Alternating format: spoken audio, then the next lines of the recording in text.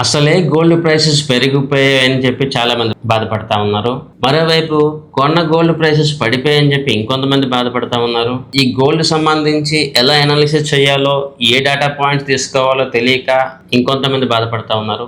Even నాలాంటి వాడు కూడా ఏం చెప్పాలో అని తెలియక బాధపడతా ఉన్నాము. ఇలాంటి సిచ్యువేషన్స్లో ఇండియాలో 2 కీ ఇన్సిడెంట్లు జరగబోతా ఉన్నాయి. గోల్డ్ సంబంధించి రాజకీయ డెసిషన్స్ ఎలా ఇంపాక్ట్ చూపించబోతా ఉన్నాయి పరిశీలన చేసే ప్రయత్నం అయితే చేస్తాం. కోఇన్సిడెన్సో ప్లానింగో తెలియదు కానీ ఈరోజు 10th మే రోజు 2 కీ అప్డేట్స్, కీ న్యూసెస్ అయితే పొలిటికల్ సైడ్ నుంచే వచ్చాయి. ఒకటి, తమిళనాడులో కొత్తగా విజయ్ గారు సీఎంగా ప్రమాణ స్వీకారం చేసుకున్నారు. ఆ తర్వాత తనకు పరిపాలన మొదలు పెడతారు. ఎలక్షన్ మేనిఫెస్టోలో తను ఇచ్చిన ప్రామిస్ ప్రతి ఫ్యామిలీకి, అంటే ఎకనామికలీ వీక్గా ఉన్న ఫ్యామిలీకి 8 గ్రాముల బంగారం పెళ్లికి గిఫ్ట్గా ఇస్తానని చెప్పి తను ఒక ప్రామిస్ అయితే చేశారు.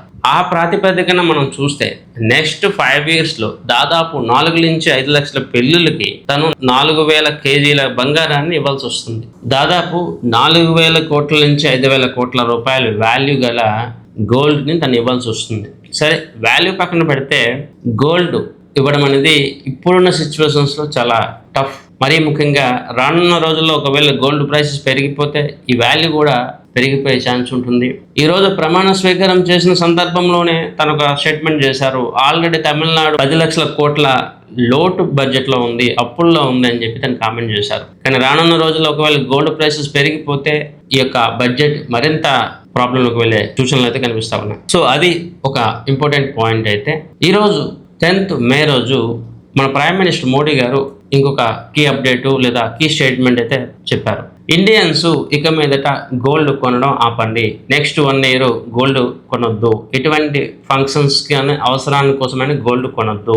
ఒకప్పుడు యుద్ధం జరిగేటప్పుడు ఇండియన్స్ దేశానికి బంగారం డొనేషన్ చేశారు.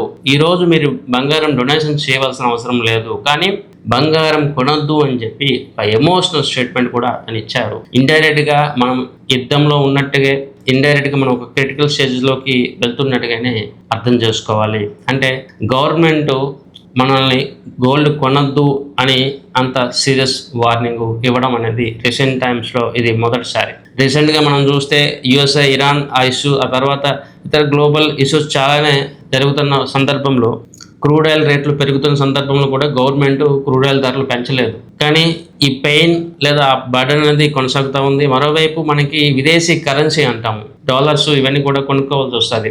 ఎప్పుడైతే క్రూడ్ ఆయిల్ రేట్లు పెరుగుతాయో అందుకు $1 ఇచ్చి క్రూడ్ ఆయిల్ కొనుక్కోవాల్సి వస్తుంది. ఈ విధంగా చూస్తే మనకి పరిశ్రమ అనేది ఎక్కువ అవుతా ఉంది. సో దాన్ని కొంతవరకు కంట్రోల్ చేసుకోవాలన్నా, ఎకనామిక్ స్టెబిలిటీని కంటిన్యూ చేయాలన్నా డెఫినెట్లీ మనం ఇంపోర్ట్స్ని తగ్గించుకోవాలి, ఎక్స్పోర్ట్స్ని పెంచుకోవాలి, ఇంపోర్ట్స్ని తగ్గించుకోవాలి. ఆ ప్రాతిపదికన మన యొక్క గవర్నమెంట్ గోల్డ్ యొక్క ఇంపోర్ట్స్ని తగ్గించుకోవాలని చూస్తూ ఉంది.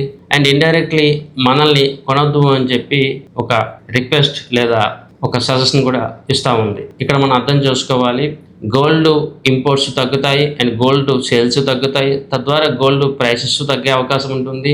అండ్ మనకి విదేశీ మార్క యొక్క యూజెస్ కూడా తగ్గుతుంది. ఇవన్నీ కూడా నేషనల్ లెవెల్లో జరుగుతాయి. తమిళనాడు పరంగా చూసుకుంటే పెళ్లిళ్ళకి సంబంధించి గవర్నమెంట్ ఇన్ని కేజెస్ ఇచ్చే ప్రయత్నంలో గవర్నమెంట్ అయితే ఉంది. సో ఈ 2 కూడా నెక్స్ట్ 3-4 yearsలో గోల్డ్ ఇంపోర్ట్స్ మీద, గోల్డ్ ప్రైసెస్ మీద ఎక్కడో ఎంతో కొంత ఇంపాక్ట్స్ అయితే చూపిస్తాయి. అయితే ఈరోజు మోడీ గారు పిలిపించారు కాబట్టి ఎంతమంది గోల్డ్ కొనకుండా ఆగిపోతారో, ఎంతమంది వాళ్ళ ఫంక్షన్స్కి గోల్డ్ యూజ్ చేయకుండా ఉంటారో అన్నది చాలా క్రూషియల్. ఇప్పుడు నిజంగా ఎవరైతే ఫ్యాన్స్ ఉంటారో, నిజంగా ఎవరైతే ఫాలోవర్స్ ఉంటారో, ఆయన చెప్పింది ఎంతవరకు ఫాలో అవుతారో ఒకసారి చూసుకోవాలి. దాంతోపాటు వేరే విధంగా మనం ఆలోచన చేస్తే ఈరోజు దేశం ఉన్న సిచ్యువేషన్ బట్టి, లేదా ఈరోజు దేశానికి ఉన్న ఛాలెంజెస్ బేస్డ్గా మనం ఆలోచన చేస్తే ఖచ్చితంగా ప్రైమ్ మినిస్టర్ ఏదైతే చెప్పారో దాన్ని అందరూ యాక్సెప్ట్ చేయాలి, దాన్ని ఫాలో అవ్వడానికి ప్రయత్నం చేయాలి. దేశమే అన్నిటికన్నా అల్టిమేట్ అవుతుంది. నేను, మీరు ఎవరైనా కూడా దేశానికన్నా ఎక్కువ కాదు. మన యొక్క ఎకానమీ స్టేబుల్గా ఉండాలి, మన యొక్క ఫైనాన్షియల్ మార్కెట్స్ స్ట్రాంగ్గా ఉండాలి అంటే కొన్ని విషయాల్లో మనం రాజీ పడవలసి వస్తుంది. సో ఇవన్నీ కూడా గోల్డ్ ప్రైసెస్లో ఒక కీ టగ్ ఆఫ్ వార్ని అయితే క్రియేట్ చేస్తాయి. గోల్డ్ పెరగడానికా లేదా గోల్డ్ తగ్గడానికా ఇక్కడ ప్రైసెస్ని డిసైడ్ చేసేది పొలిటీషియన్సా లేదా ఎకానమీసా లేదా ఆర్డినరీ ప్రజల అన్నది కాలమే నిర్ణయిస్తుంది. ప్రజెంట్ మనం మోస్ట్ క్రూషియల్ అండ్ ఒక confused stage, most crucial and complex సిచ్యువేషన్లో అయితే ఉన్నాము. అన్ని విధాలుగా మనకి ఒక క్రూషియల్ ఈక్విలిబ్రియంలోకి నెట్టబడి ఉన్నాము. ఇలాంటి సిచ్యువేషన్స్లో మనం ఎటువంటి డెసిషన్ తీసుకున్నా అది ఎంటైర్ దేశాన్ని, ఎంటైర్ ఎకానమీని కూడా ఇంపాక్ట్ చేసే ఛాన్సెస్ అయితే కనిపిస్తాం.